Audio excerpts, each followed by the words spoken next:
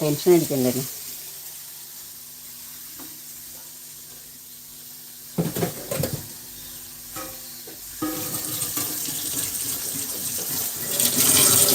കുഞ്ഞു മക്കളാവുമ്പോൾ നമുക്ക് പിന്നെ അവരേക്കാൾ കൂടുതൽ ആദ്യമൊക്കെ എനിക്ക് കേട്ടോ. കുട്ടികൾ വന്നു കഴിഞ്ഞാൽ പിന്നെ ബാക്കി ഒന്നിനോട് വലിയ താല്പര്യം എനിക്കുണ്ടാവില്ല.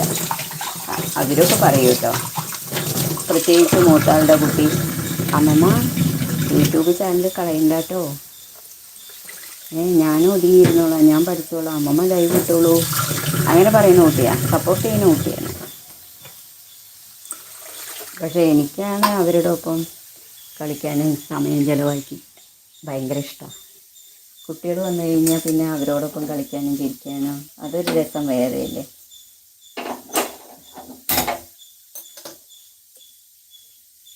അപ്പോൾ എനിക്കാണ് അവരുടെ കൂടെ കളിക്കാനും ഇതിനൊക്കെ താല്പര്യം കൂടുതൽ.